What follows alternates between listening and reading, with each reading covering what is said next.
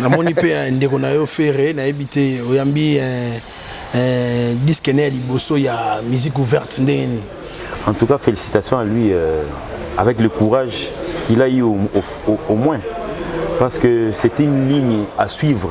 Aujourd'hui, il faut féliciter Fally donc, parce qu'il a dit ça aussi. Dindon Baoya. Ça signifie quoi? Oh, Okoya. Net collègue no mo baza a pigimebo. Ça ben rabe. Oh, nzoto simbité. Ah yem to beta na baba na bi. Mais tu deviens fou, bien tu décolles frère. Toi tu te dis que quand on joue dans les bars, c'est là où il y a le succès. Sokode les gars qui ont des élections bon. Fala qui ce concert le 29 octobre dans le stade des Martyrs. Ils ne pourront jamais le faire comme moi. Voilà, ils ne pourront jamais le faire. Banane ne pas constater. Il y a un mon oyemba. Yo ngeni, to bete Olympiade. OK, musique un peu. Non. Jeton. Je félicite quand même le courage du président Ferré pour et puis son album, c'est vraiment il y a un petit retour. Vous avez ce pénal en oui, ça c'est du tokos. Hein? C'est du tokos. Félicitations d'avoir emboîté les pas. Oui. C'est du tokos comment? Voilà. Yo ça na biso banoto vanda boto kol sarabana na biso na palais bana baloba français bani. Qui écoute Fally na radio na ban? Babo tindi ko pekiri. Papa. Tous les pays qui Congo, il y a pas français. Papa na robo misope. Papa, mais lui on le suit à la télé, toi seulement qui Congo. Va chanter. Papa t'as les gauche ça c'est idiot. Azui nous dit la bon on a français maman. Arrête de Pierre. Yokelanga eloko oyo. Restaurant business class VIP Bruxelles. Yeah. Restaurant business class VIP. Yeah. Ouais, ça n'a pas cuisine spécialisée dans ndenge ya mukiete lokola. Cuisine spécialisée congolaise pe africaine. Awa soki okoti biloko tu ya mboka okoliango joli kitoko. O makayabu, kwanga, mbinzo, ndakala. Okoliango joli kitoko awa bilubutu elamba maka awa. Bongo biloko ya kotumba lokola soso, ntaba, mbisi. Awe tumba maka joli kitoko na niveau ya kosakana te olie ozamo bimba. Na restaurant business class VIP na Bruxelles bazali pe na mobange na salle oyo ba organizaka ba activité ya ndenge na ndenge lokola ba soirée, ba anniversaire, mariage, conférence, pe ba activité mosusu ekoki kosalema awa. Osoto na ngai soki ezali wapi? Restaurant business class VIP na Bruxelles ezwami na adresse oyo 39 boulevard Jubilé Bruxelles 1080 métro Riboucourt l'une 2 P6 30 51 arrêt Jubilé. Awa na restaurant business class VIP na Bruxelles. Yango nde nzambe ya babilubu o Italie ba congolais pe ba africain. C'est naturel. Gardez bandi na yo toujours. Placide et Bio, le patron de business class. Au comme on a immigration, moi bimsi passeport no bleu botala. Congolais. Fally Poupa. Ah bon? Oui. Bakuta na nango. Moi j'ai entendu na ba Côte d'Ivoire. Mouvement est attenté par l'Obama. Vous voulez quelle musique? Azouama va sopeka. Sopeka! Mais image des amis. Mais face à quelle période de la soirée, il y a ma période de droit chemin. C'était inévitable. Te dire à une heure, c'est lui qui est venu vers Fally. Oh, il y a vérifié. Américain, ben oui. Oh, Aya Verrier. Et puis ils sont venus 2 fois. Banaki, bana poto, bana mikili. Yokelanga eloko oyo. Soki olingi ovanda na ba condition ya kitoko. Belengi. Tala esika ya kovanda. Yango yo. Flat Hotel Joli Kabelo CPI. Awa soki oye. Ezali kambote kendo kosomba bakiti to nini te. Nyonso ezali. C'est-à-dire que awa okoyaka kana bilamba ya pamba okokuta tout ezali cuisine, salle de bain, chambre jolie kitoko. Bambetu ya nyekese, salon ya VIP, toilette. Awa kutu kolobate po ata mikate kwei. Okoliango jolie kitoko, microbe ezali distrait. Courant 24 heures sur 24. Minda pelelele. Soki courant kei. Mubangi na groupe électrogène ezali wana. Oko sentir kutu teke courant ikendaki. Awa makambo ya okendoko luka mai na bakantine. Ezate mai pepele ya nyama ezali kobima neti kaka awa nde izini ya régie des eaux ezali. Po soki mai kake kei bazali na réservation ya mubange nango awa mbala moko ekomi kobima joli kitoko boko sentir kutu teke mai awa ekangami. Awa bazali meme na bar na bango oyo batu ya libanda bakota kate. Flat Hotel Joli Kabelo CPI ezwami na avenue Bula numéro 115 quartier Adoula na commune Bandalungwa référence Église Mangembo. Na Flat Hotel Joli Kabelo CPI nyonso pepele neti kaka na film. Pour erreur les KT, il faut monter comme là ou bien ou soit entourage dans le studio l'ingénieur de son base à l'attentif ou comment ça l'erreur net dans studio bon et pour qui dit bah la petite ligne ouais té musu super mageno dans sa dit bah kojo tellement trop qui quand la bêtise ah to tchela ngo fait pirater au lobby bah kojo tellement trop qui simbaté ah to tchela ngo fait rater et fait peu rater et fait comme bon la maloba il raté et ça n'était fini quand moi maloba il raté bato banako loba trop non rumba kimi akina musique français en unité UPA aujourd'hui pratiquement ils disent le contraire de ce qu'ils ont dit. Ça dérange non ça dérange pas le monde est fait c'est pas fait pour nous seulement bien que nous serons le numéro 1 ça dérange pas qu'il y ait des deuxième troisième cinquième neuvième. L'actuel guide de la musique congolaise. Si on a le chiffre, bon, le numéro 1, le sommet. Il faut sortir de notre musique du ghetto. Donc, il faudrait peut-être essayer un peu de pouvoir améliorer, même le franc-parler, améliorer la diction. Quand tu veux intégrer quelque chose, il faut faire l'intégration au vrai sens du mot.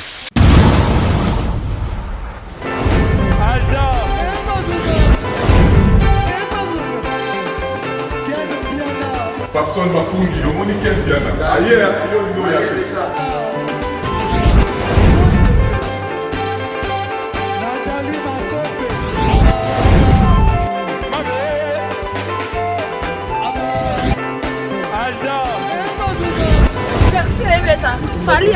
On va te là qui a un mot donc il m'a envoyé que le bien.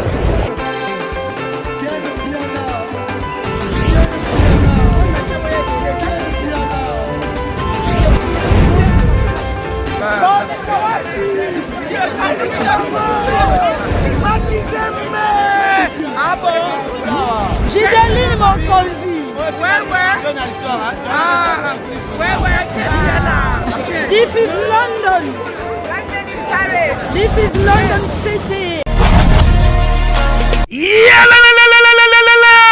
Après confinement, réouverture, Yanganda Taba, chez Djongade, Awa, Bokokuta, Biloko Nyonso Bolingaka ya Kotumba, lokola ntaba ya kitoko pe elengi, soso ya kotumba, ngulu ya kotumba, poaso ya kotumba. Esengali koyebake, chez Djongade, bafongolaka kobanda mokolo ya mardi, ti dimanche. Awa nde sika ambiance ezali kolala, adresse ezaka se moko, chez Djongade, weekend, boza deja ya kosepela, chaque vendredi, bobanda kozwa Suzuki Luzubu, 4x4. Yende muta kosepelisa bino na ndenge ya kosakana te, oza kulia, oza komela, oza kopina. Pe chaque samedi, ekobanda kozala nde CNN, Alligator, na ba artiste mosusu. Bako banda kosepelisa bino na makinu ya defuate na bakunga ya kosakana te. Et puis, chaque dimanche, sombele suka bisanga, nde bokozwa les grands chanteurs. Emile alias de Mingongo, yende muta ko palola awa, boko sentir betue ba ou différence yena. Malolo. Oui, frère. Babi Djonga. La Congolia.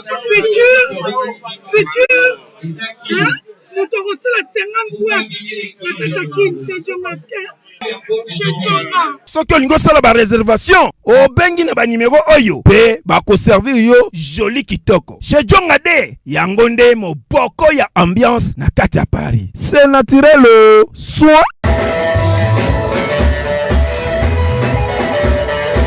Voilà, Mbote Bandego Balandi, ya Fimbu na Fimbu nous, c'est votre humble serviteur Valdi Tambo en tout cas. Et c'est un saralante, il y a apparaître les sous sur la poste téléviseur, on a bien pour communiquer et puis qu'on informer en temps réel en tout cas. Nabi Keboza est belé au sakanate bota la biso en tout cas na essaye bien message na biso lisusu. Hein, Fimbu na Fimbu news yango saison aki Nabi Kebozo comme la biso na sepela ming l'interaction ça entre biso na bino. Si tout en botin d'arbon ba message qu'il y a ba préoccupation, il y a ndenge nyonso vraiment yango ça la vraiment ça musala ndenge bino bolingi. Nabi ke mama Lisette Lokangazana lifoku moi Sinzambe la fondatrice Cœur doctorat dans la biso pour kapaye me ken pena makizembe pas en lisu likolo liso na bande konso basangana bona kati restaurant Yolo Ezo et pas maréchal surveiller ça na kati Dallas na ba basangana bona kati Bruxelles na Molenbeek pas ya père nanga les boss Placide et Bio hein en tout cas business class ba mbote na bino yangwana bana poto bana mokili en tout cas lelo vraiment nazuli bino Gino Liaki le DA directeur artistique qui a Fali Poupa avec lui nous allons peindre des tableaux de la situation concernant Maïnion Sozali qui entouré bango comme actualité na maïo ezali bongo na actualité na kati ya communauté na biso ming sur la musique congolaise est-ce qu'elles ont évolué ou pas si on a salué pour commencer notre communication. Bonjour Déa. Ouais, salutations à toi Valdi Tamboué. Donc bon rétablissement et à Fimbu na Fimbu. En tout cas vraiment donc plaisir à toi. Je félicite pour ça l'effort de votre patron donc Ken Piana. Bon séjour à toi là où vous allez. Je m'en vais directement faire mes salutations à monsieur l'ambassadeur, monsieur Fali Poupa, l'aigle, staff Naïm Obimba, donc Ejiki Tengue, Fergani la merveille et pratiquement tout le monde, Maître B52. Et j'en profite pour faire bon, en fait, souhaiter un bon séjour aux États-Unis. Na Edi Badiata, le directeur de marketing, qui a déjà fait une équipe d'avance aux États-Unis pour quelques réglementations. Donc, Edi Badiata, bon séjour à toi aux États-Unis. Donc, salutations à toi aussi, Valdi Tamboué. Moi, c'est bel et bien Gino Liaki, le grand Boussa, l'homme qui ne recule jamais devant un obstacle. En tout cas, merci. Maintenant que Biguna Pessimbo n'est pas ambassadeur, on a combat si Baxi Fali. Non, mais il a toujours été ambassadeur. Oui, il a été ambassadeur. UNICEF. Ah, très bien. Ah ben oui. Gino Liaki, boni basango ya mouvement ma mieux kendeni. Oui, en tout cas, mouvement ça va. Jusque là, donc nous sommes dans la fièvre de pouvoir faire des interprétations. Il y a l'album Labiso et aussi bon suite il y a l'album Labiso et Toko Bima. Donc Tokos 2 Gold. Donc, nous sommes dans la fièvre de l'interprétation, audition, ainsi de suite. Bon, dernièrement, nous avons fait une répétition auquel on a fait 5 titres avec Aigle et Yemoko.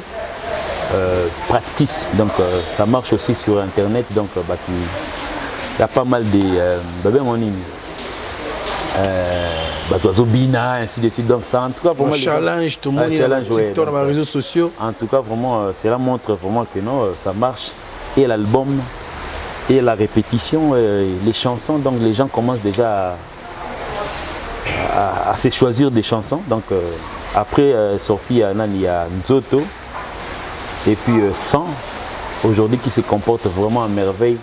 En 2 mois déjà, pratiquement nous allons vers les 5 millions de vues sur YouTube. Donc bravo à monsieur Fali Poupa, en tout cas vraiment, tu as toujours été le meilleur. En tout cas merci. Tant on veut du soleil à répétition, on a habité. Bit il y a répétition, on a répétition, mais qu'on filmer en haut, pour classifier en haut, n'engue salami ou en amont, pour traiter en haut. Traiter en haut. Pour traiter en haut. Non, pour filmer quand. Pour filmer quand. Pour faire la promotion à Tokos Gold, des Gold. Non, bon, en fait, on a l'habitude quand Aigle Yaka Awa, tant à la répétition, donc il s'est fait filmer. Il a filmé pour mettre sur son Instagram. C'était sur la demande de Warrior parce que normalement, bon, en fait, Aigle déjà donc c'est partout dans le monde. Donc soit tu imagines sur son Instagram, en moins d'une heure déjà, pratiquement tout le monde navigué côté 20 000 vues. Donc il a voulu faire un peu le partage de tout le monde. Donc il a mis une visée. Ah non, bon, donc ça veut dire faire le filmage pour tout le monde. Donc il y a peut-être but qu'on a sur la demande des Warriors. Donc on va voir l'orchestre ils ont interprété parce que moi la musique n'a pas interprété les gens ont du mal peut-être bon Bissot Toza interprète oui parce que nous sommes un groupe d'accompagnement. Les gens ont du mal à savoir que nous sommes professionnels parce que nous avons des bétamines à poto mais Bissot Toza interprété c'est une musique autrement que la rumba. Et puis, tout le monde a fait des lambes, pourtant, on a des étrangers, dans stade, ainsi de suite. On a fait où tu as un rep. Donc, en tout cas, moi, j'ai eu pas mal de félicitations parce que moi, musique, moi, assez. Si vous avez toujours l'andaté. Donc, nous sommes en mesure aujourd'hui, partout où nous aurons joué, textuellement faire les disques. Donc, disques, interpréter Tokos de Gold, c'est produire ce que les gens ont fait à votre place. Il y en a, non? Oui, il y en a. N'habitez, quelles sont les difficultés racontées? Ouais, en tout cas, en fait, nous avons grandi avec la rumba. Il faut savoir que c'est bien ainsi de suite. Ouais, aujourd'hui, il fallait nous amener une musique Tokos qui est le mélange de la musique rumba et la musique internationale. Non, c'est ça qui fait l'urbain aujourd'hui. Donc c'est une mélange de musique rumba et la musique des occidentaux. Mélange on a ça urbain les lots. Donc c'est vraiment bon. En fait, au début nous avons eu des difficultés. Oui, bon. Au fur et à mesure, Tokos nous a quand même amené dans ce que nous avons fait. La confiance a été gagnée cette fois-ci. Mais bon, il faudrait peut-être que se référer un peu hier tant qu'au travail, maman, c'était cette musique. Donc, il nous faisait déjà introduire la musique qu'on a aujourd'hui. Donc, il faut beaucoup d'écoute, il faut beaucoup de professionnalisme. Donc, il faut revendre des langues. Donc c'est ça qui nous fait. Ça ne rappelle pas si l'on soit Salaki, Bino a directeur artistique. Oui, en tout cas, il faut moi dire, ce qu'on a peut-être dans le lobby que non, nous avons daté. Ce sont des gens qui pratiquement sont dans la matière. Les gens peut-être des temps sous musique nabiso, qui peut s'en monter les sakuba. Si vos musiques ils ont bango. On fait les gens d'interprètes, donc ça dit il faut beaucoup d'écoute, il faut beaucoup se concentrer sur l'écoute et puis essayer un peu de pouvoir produire à 90% sur CD quoi. Donc c'est ça qui a été fait, la pratique donc mes gars ont assuré. Aujourd'hui je reçois des félicitations de partout, donc en tout cas bravo à toi, à Télé Kounyanga et toute la bande. Vous êtes instrumentiste. Ouais. Déjà dans le studio, il fallait enregistrer un Tokos Gold, un Tokos 1, Tokos 2. Et dans le studio, tout le monde a matériel très sophistiqué. C'est autant raison qu'il a bien Kinshasa. Difficilement incompatibilité à la raté. Oui, les matériels sophistiqués, oui. Parce que tout ça, on a déjà.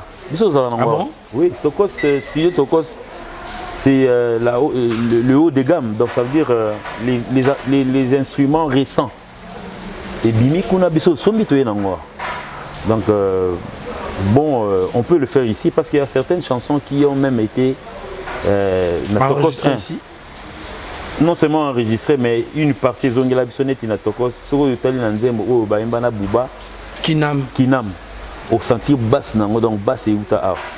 Il y a certains pianos, sous Alex Abeta qui à partir à ouais, nous faisons quand même nos apports et net une animation.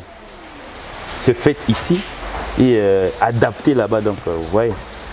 Mais on voit les choses pour les lieux comme ils cachaient dans une image Fali, identité net, Tokos musique des mots à Sir Nomango. On a promis une intégration quoi. Pour vous mettre les sonnets de mercenaires, on va intervenir à temps dans la cuisine. Pour capable beaucoup m'appeler à mesure tant suis bien monde de bétaron. Ouais, bon, en fait, ça vient mollo. Monitant Outobandang en 2006, on faisait office des interprètes. Des interprètes, c'est parce qu'on a interprété l'album Droit Chemin. L'arsenal de belles mélodies, à Zouaki, équipe à Droit Chemin, Nabiso to Sangani. Pour appeler ça biso moi, hein? Donc, ça fait couleur. Quand on commande à Power, on a au Kabwana Bayaya. Surtout dans le contrôle, donc ça dit tu peux ça bon bayo. Donc c'est la même chose avec Batokos. Pourquoi pas dans Tokos 3? Pourquoi pas ça peut chanson là. Ouais, comme il a fait contrôle. Contrôle, c'était exclusivement le groupe. Mais on est à Rumba d'abord mais ça en ango. Et ça moi vernaculaire pour bon, oui, mais bon, au début, il savait que nous faisions office d'interprétation parce que bon, la falinisation est venue avec Nabandenge Nae parce que moi il faut Mututodo ça les Lazare. D'abord lui c'est un instrumentiste aussi. C'est un musicien en fait qui pratiquement qui joue à la guitare. Konga à Kotaka. Bon, il va faire office de coaching donc. Comme il est fait peut-être avec les... Parce qu'il n'a vu bien guitare ça, il participe aussi à la guitare, il participe aussi à la idée, bien que l'arrangeur Bazala. Il va le faire avec nous. Un jour, Tom sur proposition, mon ami, pour Nabi Fan. Pour déjà interprétation, on doit être bêta normal. So idée moi bimba bitom entre musique et rumba na ba tokos na yon apona mo avant non libela net yo so ngo pc idée au koko bouleni. Non, mais je préfère qu'il fasse les deux. Parce que chez Bisso AAP, bon, en fait, les gens bon, en fait, il y a certaines personnes qui attendent la rumba, mais bien que Tokos, c'est le seul ouverture, ta blague était. Au début, bon, ici à Kinshasa, il y avait des langues. Bato Bandaro, Lobatro, non, rumba, Kimi, Akena. UPA. Aujourd'hui, pratiquement, ils disent le contraire de ce qu'ils ont dit. C'est pas de la blague. Être précurseur d'un nouveau style et imposer. Parce que c'est fallu qu'il impose aujourd'hui. La musique urbaine. Oui, mais peut-être que gauche à droite, côté Ami, ainsi de suite. Bientôt, il y aura une marée de musiques urbaines qui vont sortir. Les gens qui s'appellent rumbistes vont changer à vie lobby. Il y en a plein. Et ça dérange? Non, ça ne dérange pas. Le monde est fait, c'est pas fait pour nous seulement. Bien que nous serons le numéro 1, ça ne dérange pas qu'il y ait le deuxième, troisième, cinquième, neuvième. Ça ne dérange pas. Concept numéro 1 autant au lobby, on lobby qui fait ça pour les bongers au sarandi dans la communauté na biso. Tant bien en fallu numéro 1, au catégorisant en Amboni. Oui, le guide, par exemple. L'actuel guide de la musique congolaise. Vous expliquez Mouké? Non, mais les guides, quand les guides, on parle du guide, c'est lui qui est devant. Si on a le chiffre, bon, le numéro 1, le sommet. La chanson, moi, Nzambe, par exemple. Pour moi, on a commentaire sur Facebook, sur YouTube. Juger Fali, c'est comme si arrogance, c'est comme si. Un dictionnaire, un dictionnaire, parce que bon, arrogance, quoi, une arrogance, ça veut dire quoi? Non. En tout cas, moi, donc, je demanderais. Voilà, question où tu parles, Moutoubé, Yom Tobim, c'est quoi? Ah, bon, donc. Bon. Mais c'est les warriors. Non, en tout cas, vraiment, oui, effectivement, c'est une musique qui ne sera pas seulement écoutée dans Selemba ou dans Bumba, dans Nini. Aujourd'hui, nous voulons faire comme le King Kesser nous avons recommandé. Il faut sortir de notre musique du ghetto. Donc, il faudrait peut-être essayer un peu de pouvoir améliorer, même le franc-parler, améliorer la diction pour ne pas tomber dans une erreur où peut-être quand tu veux intégrer quelque chose, il faut faire l'intégration au vrai sens du mot. Voilà. Je vois que c'est ça. Aux aura chance il y aura assisté Fali na enregistrement na poto. Ouais. Ça se passe comment? Ouais, vous souvenez du côté français, on a langue na biso vraiment té. Ouais, na ya dernièrement on va faire la Tokos 2 oyo. Na les cas Tokos 1 et Tokos 2. On a toi une poto pendant le confinement. Il était pratiquement tous les jours au studio, tous les jours. Tous les jours après tant où on a confiné bandi on a s'enfermé qui tant comme il trop barbu. Mais après quand il s'est été ouvert, il a commencé à faire ses enregistrements, il était pratiquement tous les jours. Il venait de 10h, il ressortait de 20h, 21h. Tard. Mukolo na yaki asuka wana na aina 46e chant. 46e chanson. Oui. Oui, ngamo na vana mala. Oh, prise. 46 chants pour les so wapi. Bon, ngama mpena banaki ko bossa na déjà que non chaque fois tout ça rappelle barumba, tout ça rappelle bexé. Mais aller jusqu'à 46 on a ndengao. Pour tout ça, à la trentaine, mon ébimi dans une vingtaine. Mais cette fois-ci, j'avais écouté la 46e chanson. Mais je me suis étonné. Quand on a tourné à Binanga, non, vous saurez. Et puis, dans les médias, que non, la réédition existe. Et puis, il fallait un déni. Donc, c'est un conservateur, en fait. Quand il a une idée, enregistré. Quand moi, idée, moi, il est lié, bien, instrument, moi, il est lié. Quand il se réveille le matin, il saute au studio. Directement, il enregistre. C'est là qu'on a dit que sans moi inspiration, moi, Bobimisi radio Navino, Oche Barek. Actuellement, le monde est évolue, oui. Et le monde évolue. Donc, ça jour au jour. Et puis le studio, bon, en fait, bon, c'est quand même Fali. Il n'a pas le temps de pouvoir faire les règles dans le téléphone. Peut-être que ça ne sera pas professionnel. Directement, il court avec son inspiration dans le studio. Il y a un moment où il y a un studio. Oh, mais pas un studio, mais c'est l'habitude qu'il a. Tant on peut bon, on a une question. Babina Tunayo, Dea Ginoliaki. Fallait aussi un studio. On a un album à la Kaki Batu et à la fin de l'année, il y a Rumba ou quoi? Non, mais Fali, c'est un conservateur en fait. Dans sa vie, quand il a un projet, il commence les projets là où il a commencé. Non, c'est pas facile de faire un album. Monique a l'album, pendant pendant 3 ans, l'album. Les albums se préparent les jours au jour. Il y a un album dans 5 jours. Parce qu'il y a un tiroir, il y a un exemple, Amour Assassin. C'était une chanson qui devait sortir dans l'arsenal de belles mélodies. Mais Biban n'a pas ouvert. Donc ça veut dire que nous est belé. Arsenal de Amour Assassin, tika là dans le tiroir. Et hier au Bima, si on a sika, tant que Bima n'a pas ouvert. Le titre bon est belé. Il est belé. Pendant la tournée, surtout en Afrique, à Ginolek, tout le monde a une interaction entre artistes et le public. N'évitez en soi, il y a ça qu'on est. Moi, je suis moi, il fallait que je micro dans le public. Le public est interprété n'engé l'ongobani. Si on a payé anglophone et francophone. Même anglophone. Oui, puis Bisso, on a une chance de pouvoir jouer avec Fali. Tout le monde a merveille. Et là, peut-être qu'on a dans le temps. Et pas grand, bien pas musiciens occidentaux. Non, le monde actuel, non vivre. Oui, mais pas des fois, et Bimaroloko, Babel, le tour de Babel. Cauchemar. Oui, quand Fali pose son micro en disant vous voulez quelle chanson? À Boakiboué. Oui, Bima en retour, voilà. Maman, elle est Fali.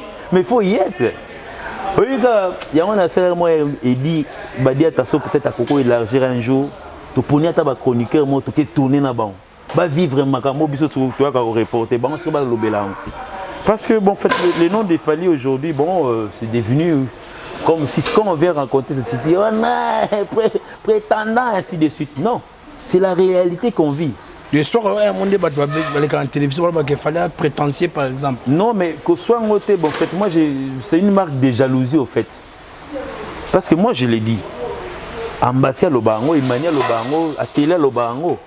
Où est le logo? Il y a à vivre. Soit peut-être qu'il y a un banaki, ou bien il y a un warrior, les solo na monaki. Toi qui n'es pas warrior, parce que c'est écrit dans les titres de cette émission, Fali ainsi de suite. Pour bien faire besoin de la non, Fali a Tindi Gino. En fait, Là, c'est pour exciter les gens. Ah ouais, la bon. biso, oui. Si vous bateau, quand ils m'entendent parler, par exemple, au lieu de s'en prendre à moi, directement, Mamati Likolo, parce que c'est moi qui l'ai dit. Moi, je suis en train de vivre ce que moi, j'ai jamais vécu. Où tu as Delta Force? Ouais, ouais. Nayebi ba voyage na biso to sala la Delta Force. À la limite, c'est Angola. Et puis nous allons dans un pays comme la Guinée-Bissau, par exemple. Là, on parle portugais. Mais Babouaki Miko voulait quelle chanson? Babi Bissaba titre à Lingala. Nyoka laissé. Babi trop charabia dans amouille. Dans quatre stades. Oh. Nga songa mona magi type moi de tout na po type de tout na ba ni bo je le connais avant. Ah mon bandalo yo non ka ngamo ngamo do ça dit je me fais office de non non mon étrange. Ah c'est pas comme loin. Il habite Angouma, il fallait ça à l'extérieur, il y a Congo. C'est comme si dans le Congo, ils avaient bon côté.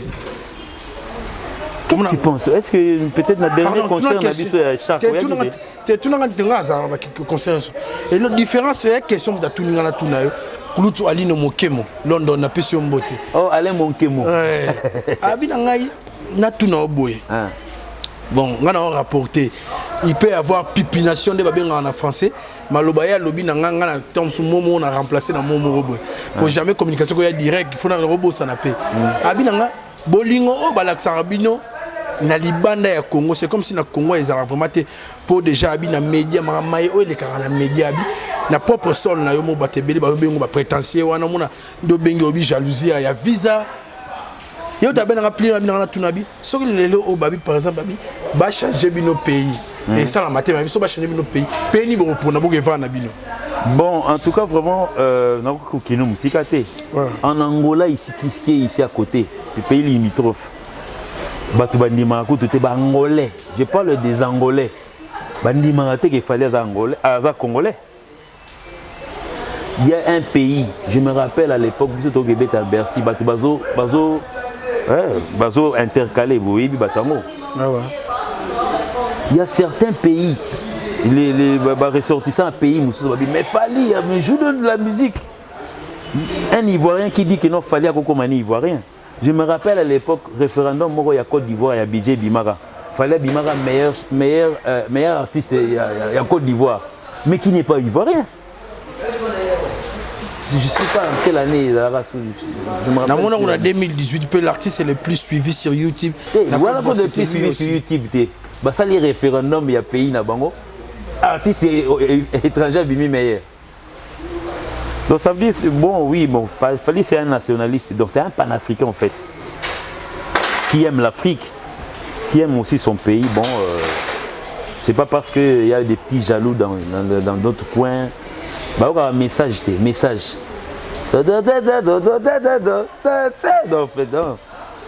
Bon, c'est quand on est au sommet, c'est pareil. Hein. Donc ceux qui sont derrière, c'est eux qui créent des bataillons, des jalousies. Bon, on s'en fout. Hein. On s'en fout, mais on appelle Bandalunga. Mais au moins, on a des missions aux Arabes, on accompagner Fali na univers, pas Kouloutou Eric Mandala. Fali était reçu par un Ndoronabiso à Brazzaville, Abdul Kaba. Est-ce qu'il y a pas tel mission habité ou pas Mbiaka Nabiso Baseriwana? Bon, on est bandok, il y a Makaba. Il y a balé Makaba. Pas le bon, non? Il y a Makaba Nabiso à l'époque. Il y a la réunification à Grand Wenge. Et ça, on a des états que moi, Bandalunga. Bon, voilà, tu parles de Bandal ou bien tu parles de la Wenge Musica? Parce que Wenge Musica, c'est quand même. C'est quand même un groupe qui nous a fait rêver. C'est quand même un groupe qui nous a renforcé de la musique. Mon père moi diplomate. À l'époque, pour jouer de la musique, c'était pas facile. Ok, musique, il la fouet des ozelao, moi chicote et zelao. Bon, en fait, le groupe de Wenge qui a fait en sorte que les parents croient au moins. Parce que moi aussi, j'ai tenté de pouvoir intégrer le groupe. Hein. Babouya. Très beau, à l'époque, on a 5e des humanités, 6e. L'idée, c'est que ça a fait un diplôme pour y avoir côté na Wenge. Ouais, c'est après que les Wenge ont commencé peut-être à prendre les gens, même à ta D6, à ta. Après. Mais au départ, dans la période, on a répété dans Olympia. Place c'est comment place et l'hôpital moi comment on a vélo.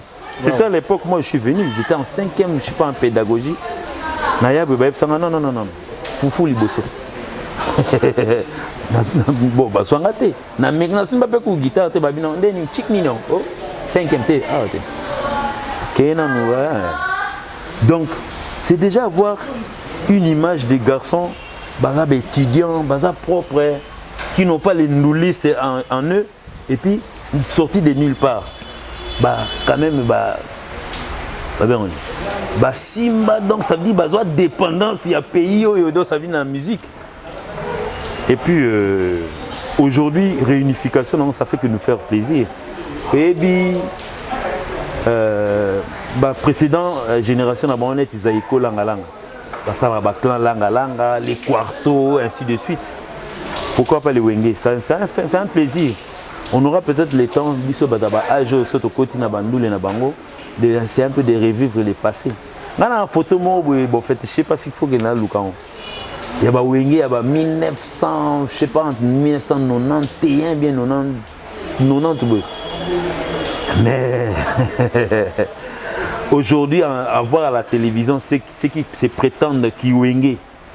Il y a une très grande différence entre wenge et nana wenge. Différence c'est l'intime. Non mais wenge c'est 4 personnes.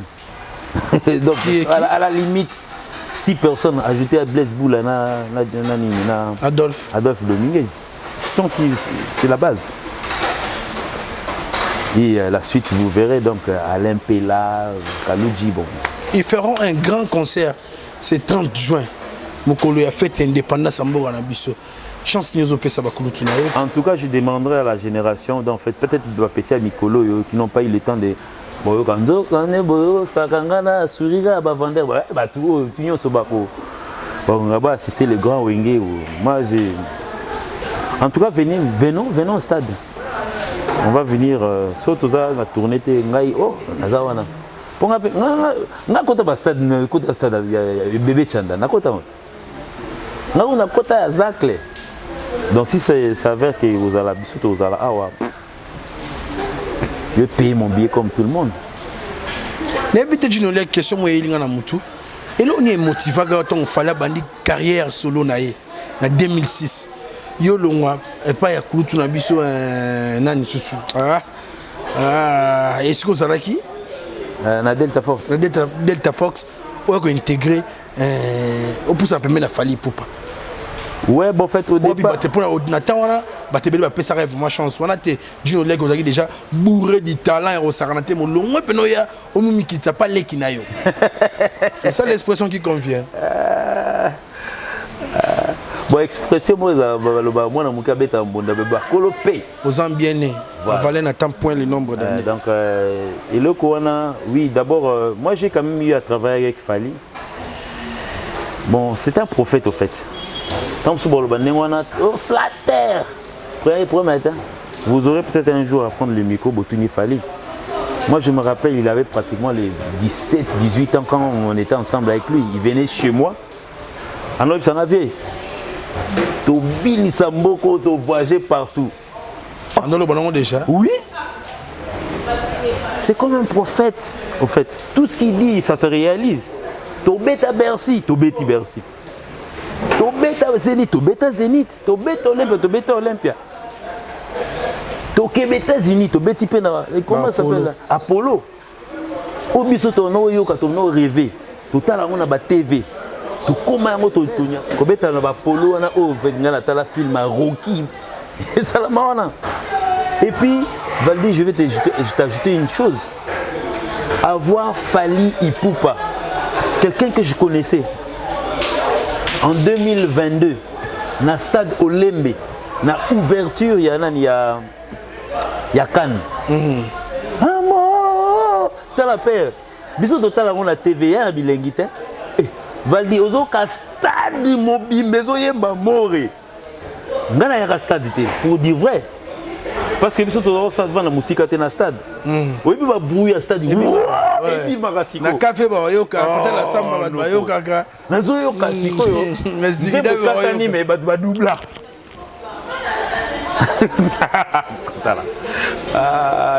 Première dame peut te monnaie mayanga au sakanate. Mais le lendemain,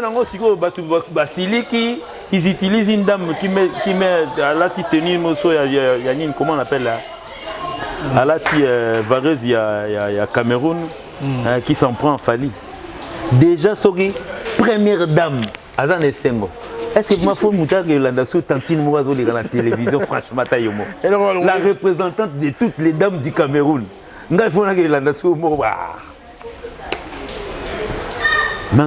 C'est bon. En tout cas, pour ma merveille, il y en a vraiment plein. Donc, il y en a vraiment. C'est en excès.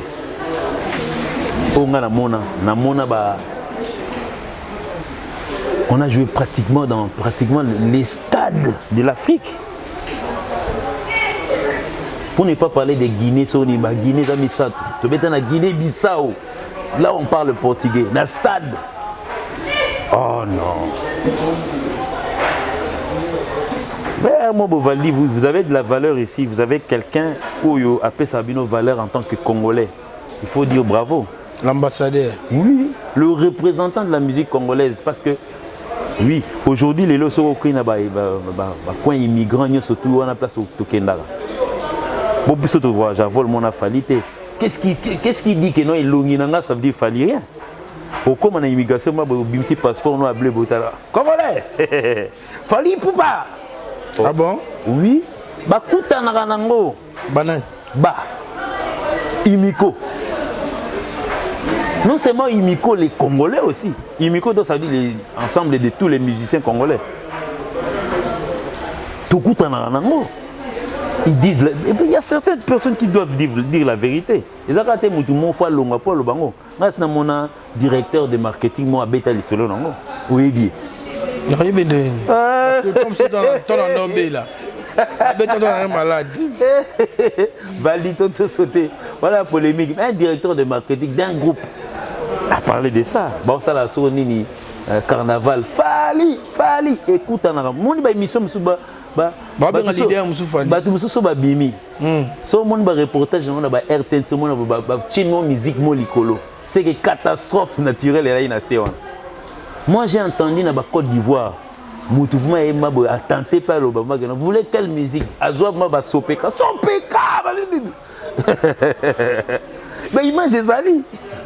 Vous avez lobby, un musicien congolais. Oh oui. Abeta dans la salle, la salle, il n'y a pas tenté chance tout non boni.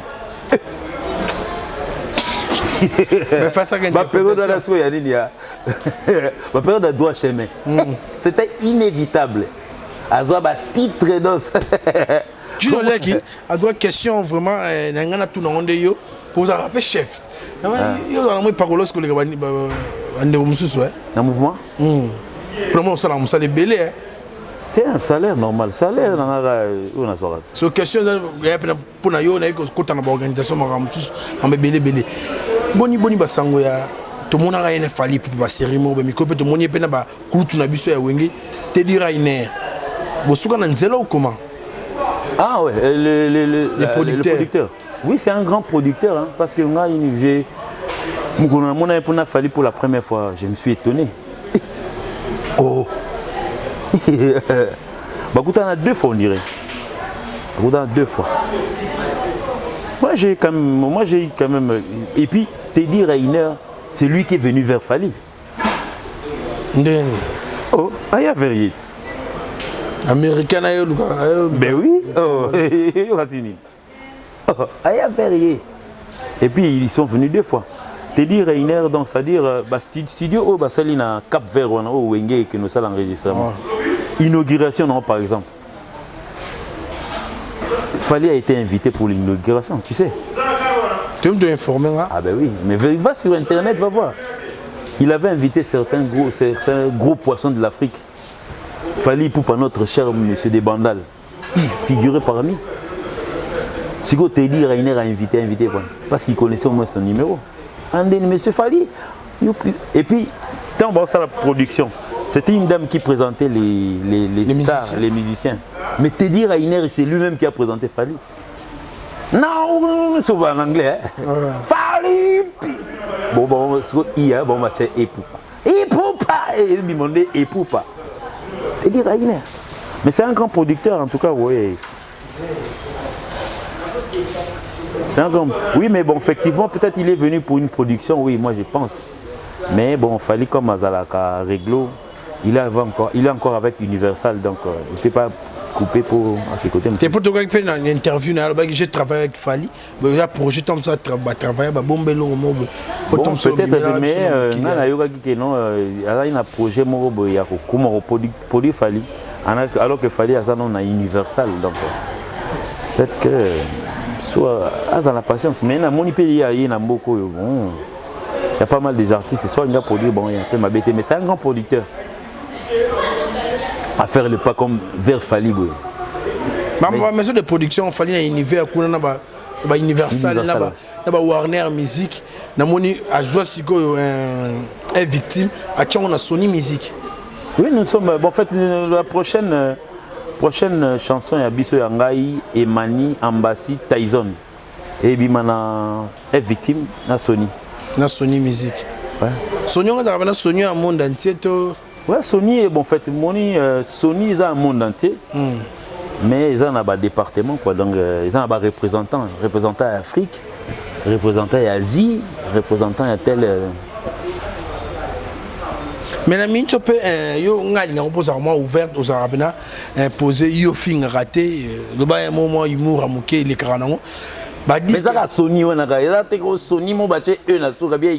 Il y a moins à Sony, tout, coûte en robe à faire, Yembikuna.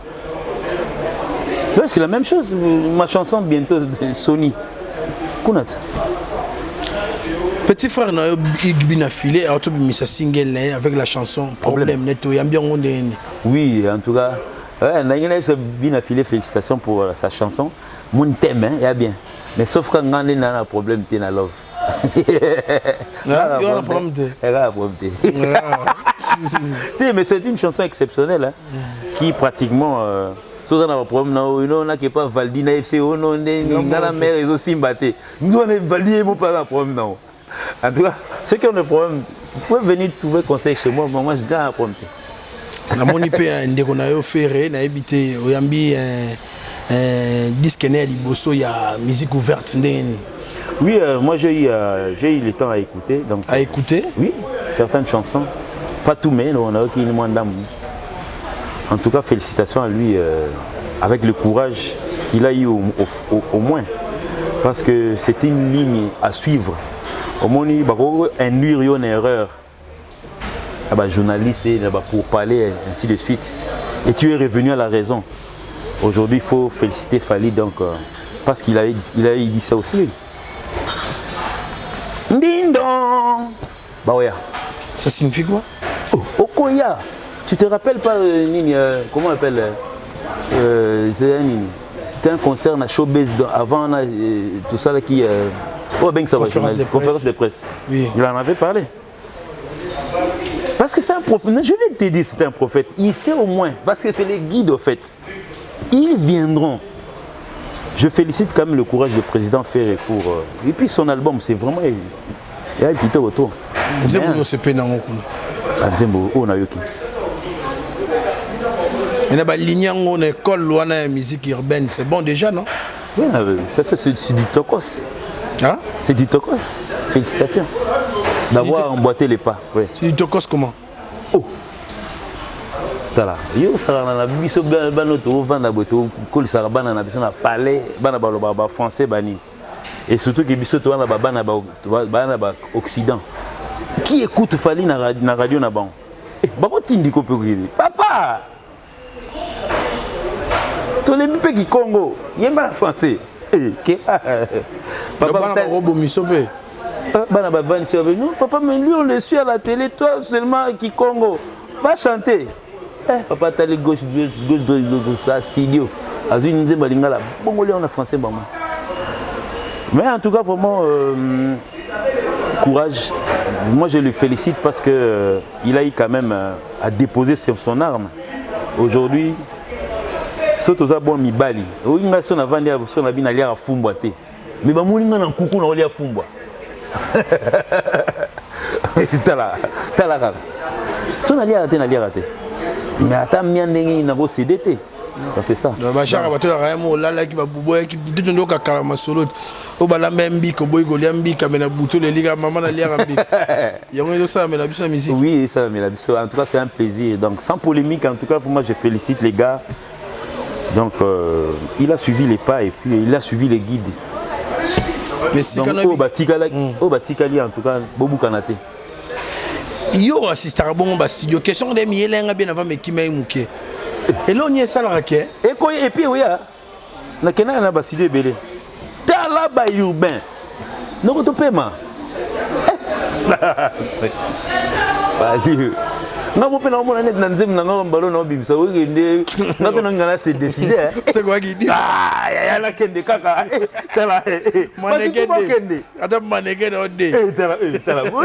Valito Boukanate. Oui, ma grand artiste, ma côté na ligne d'Atali droite, ah, coup façon comme on a passé. Ah, new. Et bon, ngaï. Na vanda la sous place balamba ngo. Kala ambassy, to Boukanate. Urbain. Ah, il fait que pourrait mais comme ça la bébé ngani exercice de thème la version.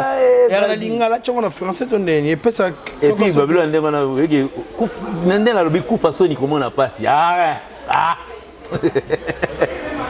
Mais Nabi, tant travail ça la na kati ya cuisine on a kati ya studio. Na habité pour arriver tant à la fin tout quand on a pour le français la langue, la langue à molaire to ebi à mo ba koko so pa na biso.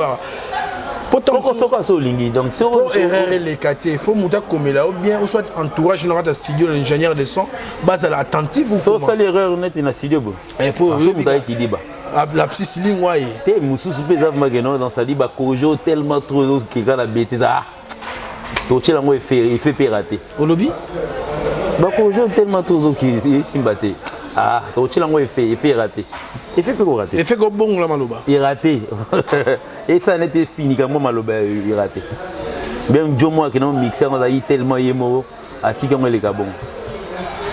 En tout cas merci Gino Electro nous sommes na suka maso na biso pona yo musique ya Congo lelo oyo otolo ba liloba moko ke kin question aloba to sunga musique ya Congo bima na ghetto est-ce que et bima de na ghetto to bima de na ghetto oui Valdi je te jure sur la tête de mon fils. En 2015, nous étions en Italie, au Kenobeta Festival Moboy. Bon, c'est là où moi aussi j'avais connu la perte de mon fils, de mon dernier. Tu vas dans la radio, dans Milan. Maman, nangaye, napeli moto. Maman, et dans la radio italienne. Certaines personnes ça va commentaire, ils vont me dire le contraire, c'est pas grave. Moi-même, les petits par exemple, j'étais avec lui, il ne me dira pas le contraire. C'est déjà. Toi tu penses souvent que non, il fallait bien un régisseur, on a italien, et puis Metaro, Nzemboro, Ngaro. Donc sortir du ghetto, c'est ça. Ce n'est pas seulement jouer à la RTNC à longueur de journée que non, nous avons Simba, nous avons Kangi, puis nos collègues nous avons à Pigimebo. Ça ben nous autres Simbité. Ah, il y a un peu de babar. Mais tu deviens fou, bien tu décolles, frère. Toi, tu te dis que quand on joue dans les bars, c'est là où il y a le succès. Sokode, les gars qui ont des olives sont bons. Nzembo bonga robimisi nzembo nao ça te ils ont bien de là aussi quoi producteur ils ont bien de là vanini car là peut-être tant que tu vas na faut beta na ba kimpwanza ko beta na ba kermesse c'était suffisant aujourd'hui sauf peut-être polémique ils ont régné les lopos comment bima les vite aux monango quand nous on le faisait à la place bon fait à l'époque babika ah quel tourisme là quel tourisme. Parce que vous vivez en côté. Moi, je vis ça. Oui, on a dit avant de vous sortir ici, on non nini. Tout le monde ça mouvement bien qui est quota. Faut pas que moi $, il y a folie ma boy. Mais sinon dans quel état? Millengi comme non on la mise sur bengala longola. Ah, jamais de la vie. Jamais. Impossible go ça la maté. Même à ta pas rien, non non dieta. Yo va non yo kana te go ba suspendre Gino Leg. Non yo regardez. Yo ka. Pas une vanda. Faut pas me so suspendre wa silika ke. Ngana dia ti. Non consommer suspension na tina suka. Pona zonga na. Ita yo sa bilenga fali ah tout ça vraiment. Et malgré ça, mais tu vas aller là, comme on peut moi trop Gino Liaki à traiter à Batuma B, na 4 orchestres, c'était madame chef, tout le monde a bandego qui n'a pas là, na comme on trop. Papa, le seul maître à bord de ce groupe, oui, je suis le représentant de Fali en tant que directeur artistique. Le seul maître est à Fali. Yo banda to sali 14 ans, so ka mutumo boy, il faut que Fali gifla qui.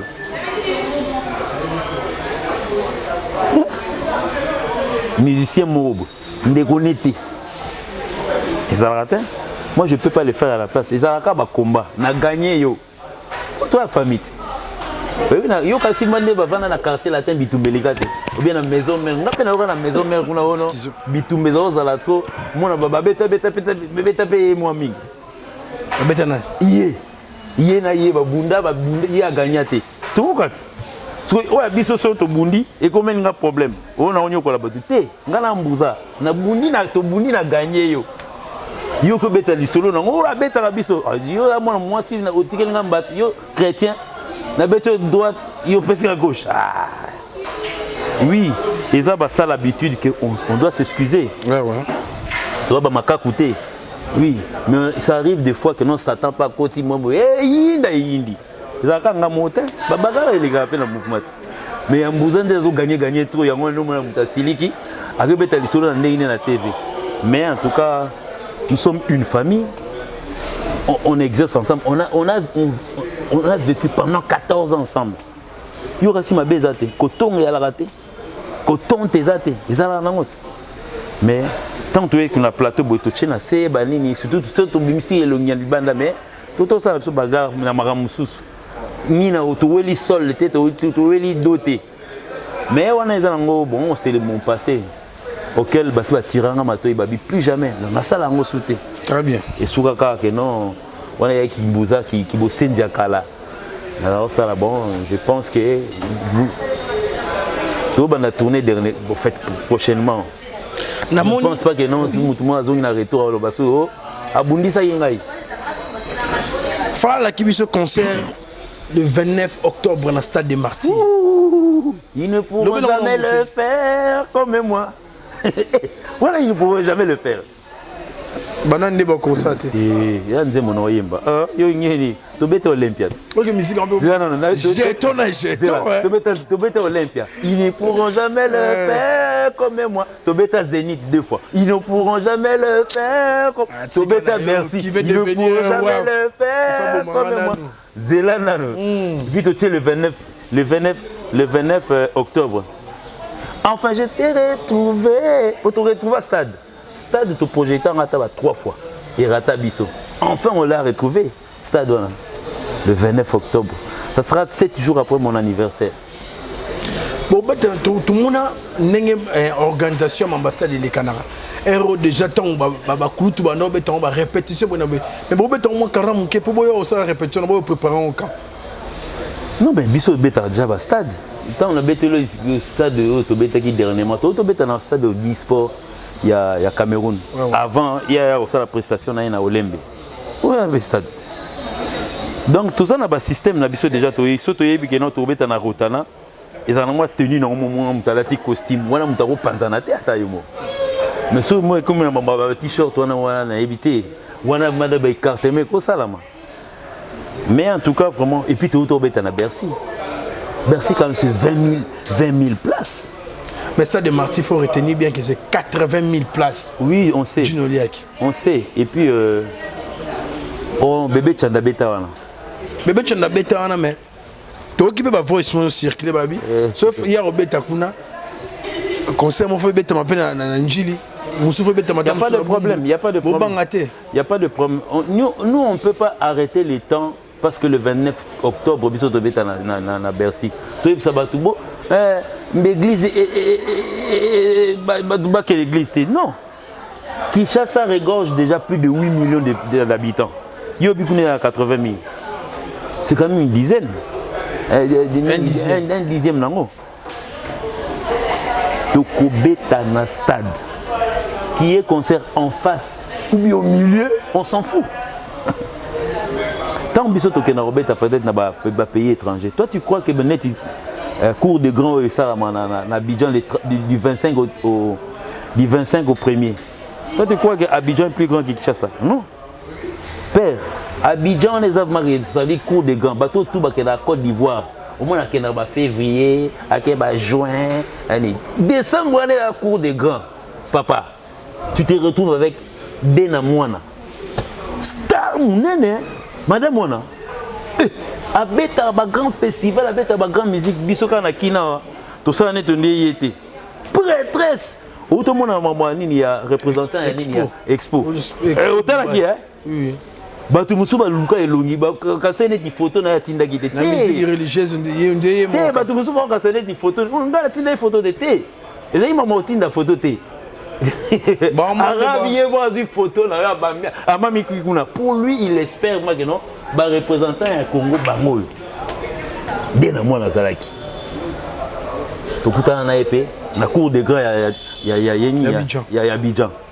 Maître Gims. Dadju. Nani soya kapé sous nani Youssoufa. Youssoufa je l'ai vu aussi bon fait, n'a évité so il est pas Betara. Et puis bah nani le Tanzanien Diamond. Nani sous. Si quoi biso tout au Betara tout autour du 25 au 31 décembre. Cours ça ko saranaté.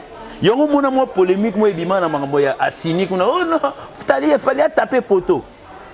Fallait taper poteau pour Nayo, Natiango oui. Mais pourquoi n'avez-vous pas fait le commentaire du concert du 25 n'a parlé des congrès? Oh. Parler des congrès on a battu Moussouba Katarango. Oh. Coupure battu ba messa. Dis donc côté. Oui mais ça bolite. Et on remplace à 20 personnes.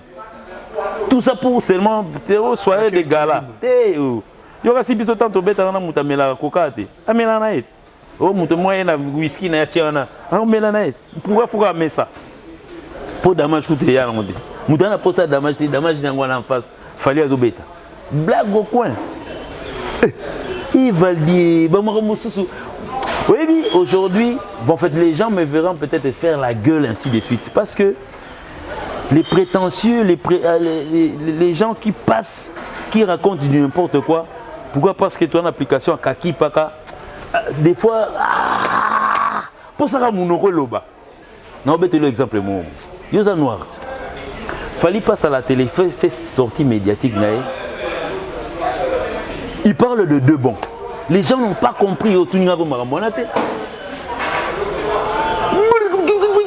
Ça fait parler plus de. Donc ça dit, mon émission là, quand on va direct, si on met ça direct, on va comme un chiffre là. Mais les digital on est bêta canon. Et puis le chiffre comme ça non, ils ont limité il faut ils ont moins 1000 vues fait là.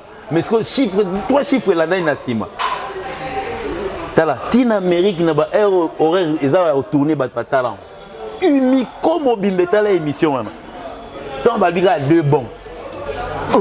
Et si lui qui ça na ba tombonda. Alors que c'était un calcul arithmétique. Yo pour ça émission mo ba comment tourna ba deux bons. La personne vous explique, il dit que non. Bah sélectionner pendant bah sélectionner na nini na beta na kan.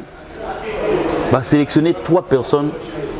Parmi les 3 NASA, il y a un Congolais, un Sud-Africain et un Nigérien.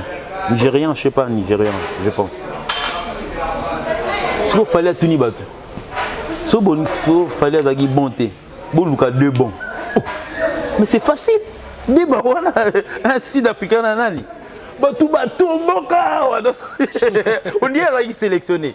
Et puis les gens commencent à faire les comparaisons. Il y a Stade Olé, il y a Cannes 2022, il y a Cannes 2012. Là où il y avait Bill Clinton. Oui, président Bill Clinton. C'est un talentueux. Il sait cette invitation. Est-ce que lui, il a reçu une invitation de la FIFA? Non. C'est à travers la dame. Il faut se dire certaines vérités. On a pour créer la polémique avec lui. Non. Ils ont fait une chanson auquel l'auteur-compositeur, c'est Madame Dabani, auquel lui faisait partie. Ça, le roi en est ici. À Nice, il y a si vous parlez, il ne fallait pas checker à Nice.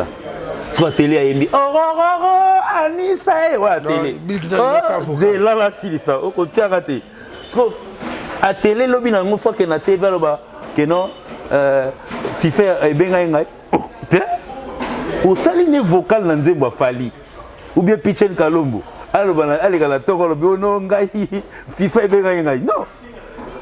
Il y a une différence entre parce que ngay Bill Clinton, moi je sais qu'il a les talents. C'est un frère que on a œuvré ensemble. Ce qui Claudine Lonzoke Betaki, ça c'est autre chose. Pour nga Nzembo ami. Ok, Claudine Lonzoka au Saninga parce que vraiment voir un animateur ne bot ben en batala vous aye manze mandengwana ya ba chef d'œuvre mais bétaté jouer les ballons c'est une partie des chansons de Madame Dabani c'est béta ngwana. La différence est là. Ah oui, Fali n'a fait que chanter ses chansons mais quand on déconne on a aye matanze mo quartier la thème mo kunate wakati vocal na ya ki c'est amour Valdia, tika, c'est émotionnel, on belat. Na bon le venir pas au maman. Tu sais wana maintenant ngana tuna question ton combat Bill.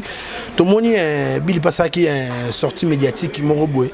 O apé mais qui peut couper ça moi idée mon na organisation ya makambo ko le kabo na stade Martyrs. Abi pona ya moni vient le roi Hugo de la Forêt aux moi dépaysé mon qui so organisateur à cause à l'après ameka ko tsape y Bill na faire na katia pour Jean po et ça la moi bien on va battre sur ba on a la plupart on dit baza bato muku ya souverain ils ont fait ma bête est-ce que ça c'est la mine ngwana siko Alain pe la pe fa na ba misena ya luka ba miel ba je sais pas quoi abenga miel abenga na masudi boya ou bien bon pour pouvoir administrateur Didier Marcel bengi misena kalanet il sait boya yaka non. En fait, nous, on viendra peut-être voir, écouter les chansons de Wenge. Ceux qui n'ont pas chanté dans Wenge. Boyata, Oya Osani. Oya Osani. Peut-être servir de deuxième équipe ou bien servir de l'équipe d'avance. Obanino, Banzem Labino, pour Wenge Pekalela, Gina Banzem, Bachanter Mobaïma. Oye, oye, Amingana. Et là, on a Valdinga. Moi, je ne suis pas contre les gens. Mais on a tout moi, on a souka ya Wenge, ainsi de suite. Non. On a souka Wenge pour les années. Bon, petit, on a donc, je ne sais pas l'appeler petit. Moi, on a un ta guitare, Zamwangana. À qui m'a sonné à Londres, je ne sais pas. C'est le dernier. Japonais. Japonais, c'est un Wenge. Il est venu après qui? Avant qui? Maintenant, l'histoire est bien. Va vérifier. Japonais, il est venu après qui? Zamwanga, on a accompagnateur, on a gaucher. Il est venu après qui? Oh, non. L'histoire, on peut la modifier, mais il changeait. Sur moi, on a sur place. Bon, en fait, Zamwanga, aujourd'hui, je sais que c'est un tonton. Sur place, avant de dans bitou, on comprend. Oh, c'est lui le dernier fils. Wenge Panzani, Kufimba mo. Moi nana beda.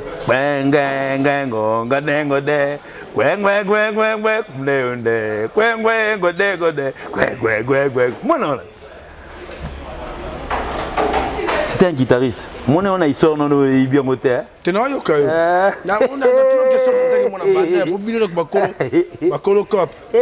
Mbadi mame. À tout à thé, oui, bon, en fait. Maintenant, quand il y a un patron, il fallait pour parler de la télévision. Oui, dérange un peu, c'est une dernière question.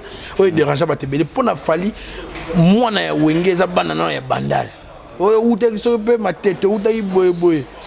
Côté déranger, on va tout moi trop. T'es qu'on déranger, moi on va tout faut bailler histoire. Histoire est un peu ma bête. À l'époque, on a un bête à l'histoire Olympia wana. Ah ngwango. Kuta ba ngwango. Pire encore, moi na bandal te zalaki peut-être Rikoko. Pire encore, moi na bandal te. C'est que moi j'ai vu là-bas. Rikoko, Boulambemba. Pire encore.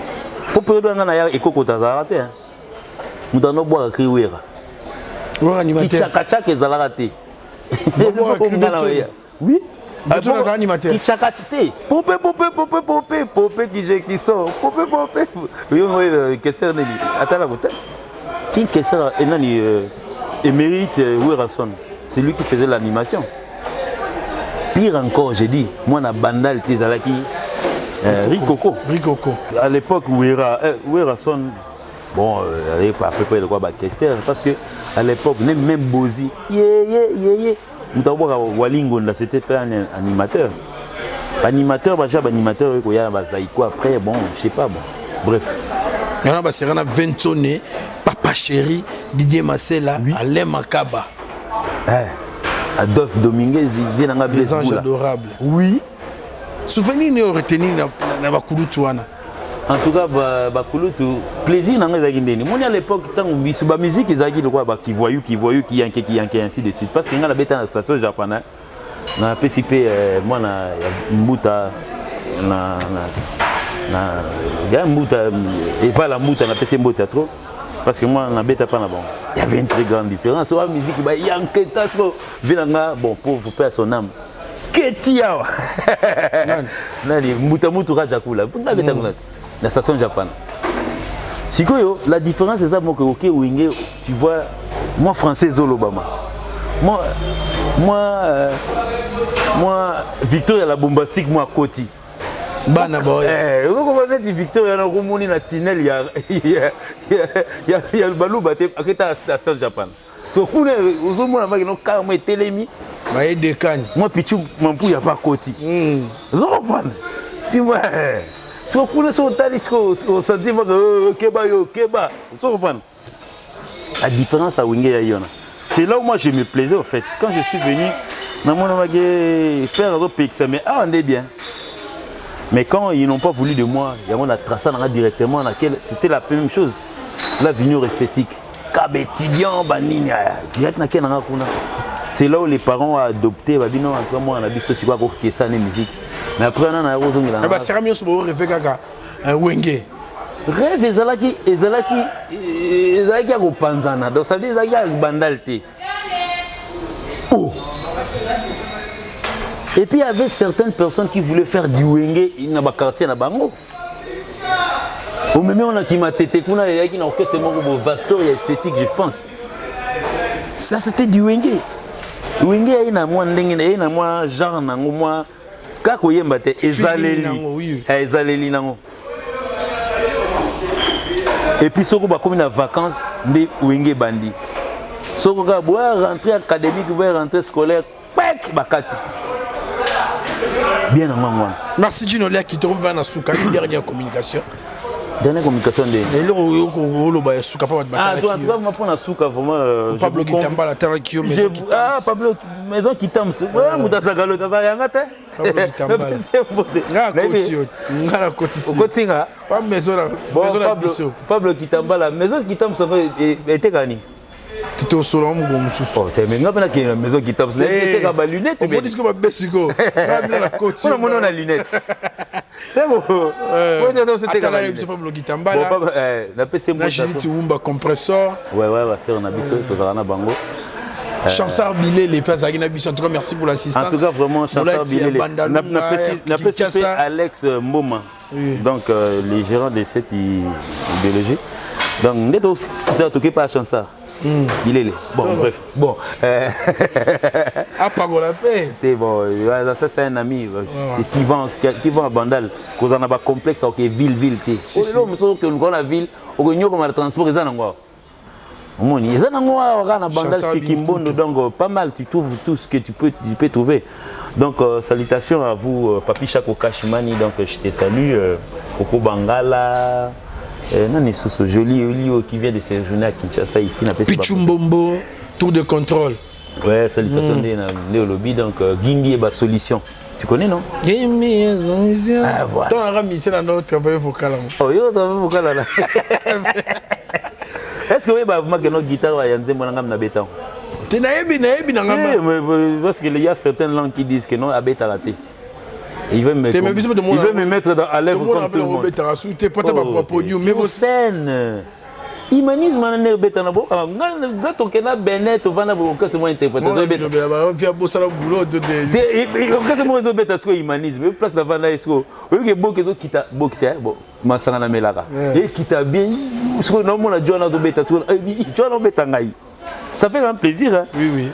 En tout cas, chaque jour on se réveille parce que ce qui est dans le karaoké, surtout beta humanisme. Wana c'est évident. Ce que beta ngai. Et value, on a plaisir à n'importe. En tout cas, merci Gino Liaki. Il y a MP4, Dominique Mounouba qui était derrière la caméra. Ouais, MP4, c'est bon monument. Il y a la Bombaski. MP4, on est au bimé, mais la même il peine même. Bon, ok.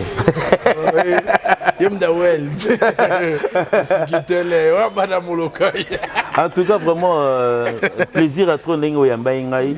Nga mo pe na mono des questions mo tuninga te mais bon, c'est pas grave. T'es là, on sort un lot qu'on ngolo batam sous na pesio opportunité on le et cause à la nine. Et ya chaud. Chance ni au pessimisme. Soko tuninga ngombe to kangami binemi. Te zaika mamo ça va on a quatre ans tout le monde tout mais to kawi nemi do to kabwana te. En tout cas, vraiment j'espère que bientôt vous aurez les informations pour tourner na biso. Mais on a souhaité beaucoup de intégration pour le moni ba disque urbain monsieur Betty Père artiste à Betty en canaba musicien vérifie papa. Kala vérifiez la nos informations. On a zali innocent. Et bien mon on le bat toujours. Écoute là Olivier tu m'as à la charge. Tika makaptala. On va tika mwana. Au moniko tala. Ngai je suis ami à certains Alex Mboma, JP Kiss, JC Chituka, ce sont mes amis. C'est parmi les grandes pointures, il y a musique dans le studio A.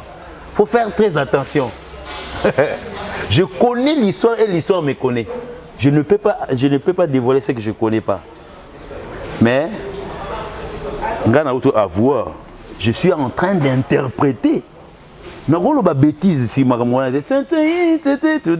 silence et bandana guitare et outil occident et yendao souka oui kolbana mama ndengona te posozo ba mama ndengona mona boy na okino bimisa te pona yoka kengo ndena yoka ke babina na oki mutumozo ba bibiso to beti biso mogo te nazana petit frère nanga propre, c'est un élève, c'est mon élève abeta l'album wana na olaxo surtout bimi kaka album voilà.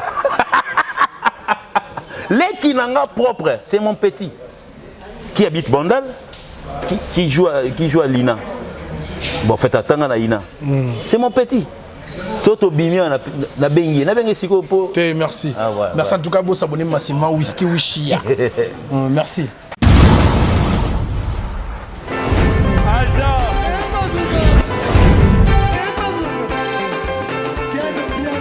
Personne m'a conduit, le monde est bien. Ailleurs, il y a fait ça.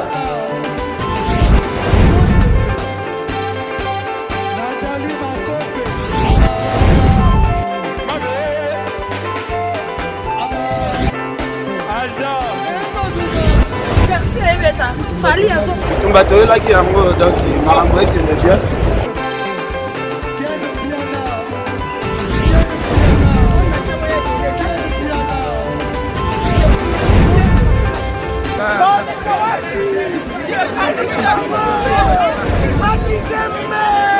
Ah bon? Gideline mon conduit. Ouais. Ah, ouais. This is London. This is London City.